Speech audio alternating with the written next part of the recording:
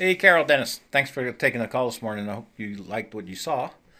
So here's that video you asked me to do for your estimators. And so here we go. So I'm going into takeoffs, which is part of our estimating system. And I have built two assemblies for the work that you do. And so the first assembly is for the thermostat and another one for the spiral 4x10. And so if, let me add a couple, one more row here so I can insert a row. You'll see this works a lot like Excel. Uh, I can insert rows, cut rows, clear the rows. So a lot of things I can do very similar to Excel. And in this case, let's just say I have an item on this one and it's a 16,001. That's the assembly number. If I just type that in, it says, okay, that's install spiral 4x10. How many feet do I have? 250. I hit 250, hit the calculate button. Based on the formula that you currently use of 0.075 hours per foot, it's just taking this 0.075 times the 250 to come up with 18.75 hours times your billable rate of 83. So there's my labor budget. Material cost from your vendor was 87 cents a foot, so there's my material budget. There's my 30% markup. This is the price that I'm going to bill the customer for. And that all summarizes down here on the bottom on the current grid. So all these items get grouped up. Whatever's on the control bid item shows up here. Don't get confused. This looks a little different. Here's a page that has ducting. This would be my ducting total. And then if I had hot water piping, here are those. And then this is the price for that. And so I would have I have a line item for each of those bid items. And then I can summarize that up to a final proposal. The part I think that's going to really benefit you guys, if I go back here, is one, these assemblies. And so you don't get overwhelmed.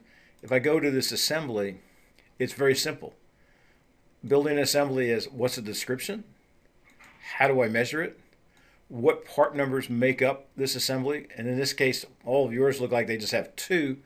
But you could have something that had maybe connectors, or on the spiral cut, if you wanted to, and I show my ignorance here, if those included hangers and the hanger was spaced at every 8 feet, you could put the formula in to add the hanger and the labor for the hanger. So you can have as many components to an assembly as your imagination has.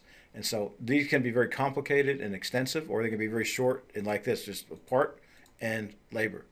The key here is, this is a 4x10. Let's just say I need a 6x10. I would literally come in here, copy this assembly, create a new one, paste this in, and all I would do is put in a new part number that's a 6x10, and it's done. And then I just go in here, still 1 foot for each foot, and maybe the labor rate changes, maybe it's 0.08 hours, change that, and then that assembly is built. And I just keep creating those as you need them, but it's very simple, copy and pasting to create subsequent ones, especially in well, spiral. I think you had like 20 different sizes or something. Creating those 20 different assemblies literally would be less than a half hour's worth of work. And so once I have that, the next job that I bid becomes really simple. I just basically type in the assembly. No, your memory doesn't have to be that good. I can actually go to assemblies. This looks odd because it's not set up for you, but you would actually have a folder right here that said spiral cut, right? This would be your spiral cut. This could be all of the 90s. This could be something else. But you can set up folders to find these parts or assemblies really quickly. And so this is something that I told you, like when we were talking this morning, it'll take you longer to figure out the numbering schemes and folder setups than it's going to be to set everything up. You've got to really put some thought into this so that as a new estimator, if he knows he's looking for a spiral 90, he goes to spiral subfolder down to the 90 subfolder and finds the one that he looks for. So we can set these up that are going to be really simple for you to find the parts as you go forward. So pretty much that's all there is to it. But once you have this done, subsequent jobs become very simple to bid because you're just dropping in assemblies. And and I don't know your business that well, we're just getting introduced to each other here, but if this happens, if these three items, this is not going to happen, I understand that.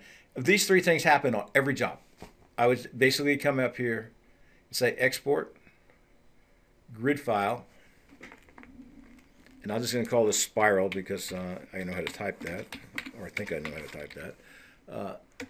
Obviously I don't. Spiral. I just save that as my spiral takeoff. Okay, and now I'm going to blank all this out.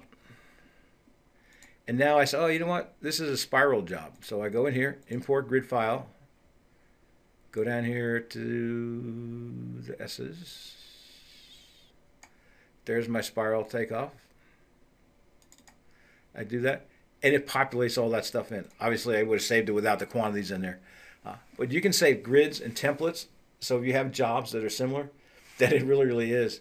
All of this will be populated, and all you're going to have to do is say, hey, you know what? This job, I need 6 of these, 700, 400 of these, and 500 of these.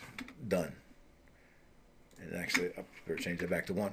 And then I just hit recalculate, and there's my new bid. So very simple once it's set up. So hopefully that doesn't confuse you too much. Hopefully that's helped.